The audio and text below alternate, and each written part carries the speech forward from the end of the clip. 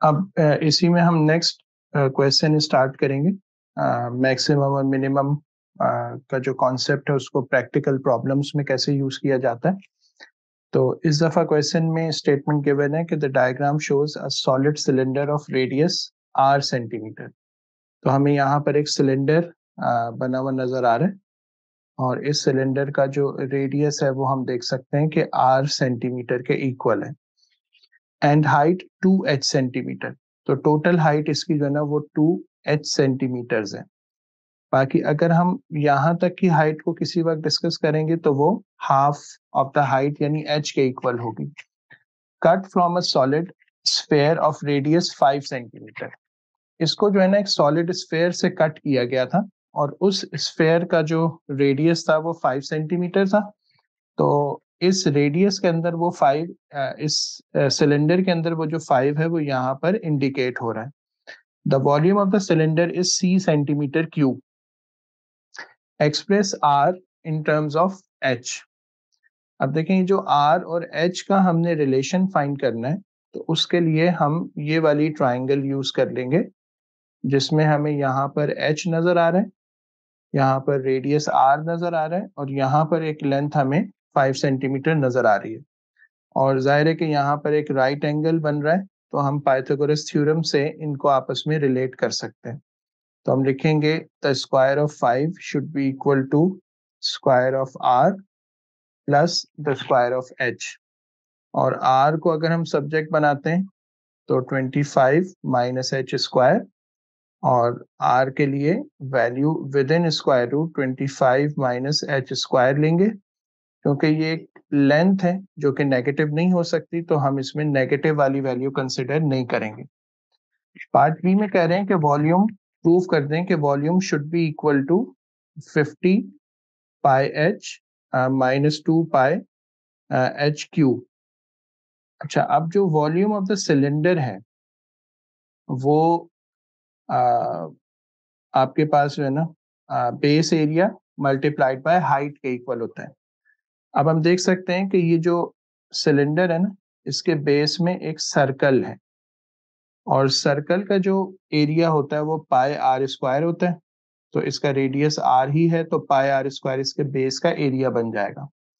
Height of the cylinder हमें यहाँ पे 2h गिवन है तो वो हम उसी तरह रखेंगे। तो ये बनेगा 2 पाई h और आर स्क्वायर। अच्छा, अब r जो है उसकी वैल्यू हम पहले फाइंड कर चुके हैं वो हम यहाँ पर यूज कर लेते हैं। तो वो बनेगी 25 माइनस एच स्क्वायर जिसका मतलब होगा 50 pi h minus 2 pi h cube multiply करने के बाद ये वॉल्यूम का एक्सप्रेशन बन जाएगा और यही हमें प्रूफ करके दिखाना था। पार्ट सी में कह रहे हैं जहां से अब डिफरेंशिएशन का काम स्टार्ट होगा कि find the value for h। Find the value for h for which there is a stationary value of v। Stationary value का मतलब है कि आपके पास आपको कैलकुलेट करना पड़ेगा कि वॉल्यूम h के चेंज होने से किस तरह चेंज हो रहा है और फिर उसमें से आप इसकी स्टेशनरी वैल्यू फाइंड कर सकते हैं। तो अगर आप rate of change of volume with respect to R find करना चाह रहे हैं तो उसके लिए आपको दोनों साइड्स को with respect to h differentiate करना पड़ेगा, यानी एच को अपना वेरिएबल बनाना पड़ेगा विच कैन वेरी और फिर उसके लिहाज से वॉल्यूम की जो स्टेशनरी वैल्यू बनेगी वो हम फाइंड करेंगे। So d v upon d h is equal to 50 pi d upon d h of h minus 2 pi d upon d h of h cube. ये हमने ऑपरेटर को वेरिएबल्स के लिए मूव कर दिया। इसके बाद 50 pi d upon d h of h 1 हो जाएगा माइनस 2 पाई टाइम्स यहाँ पर 3h स्क्वायर आ जाएगा और d v upon d h. So d v upon d h is equal to 50 pi minus 6 pi h square. ये हमारे फर्स्ट डेरिवेटिव का आंसर आ गया।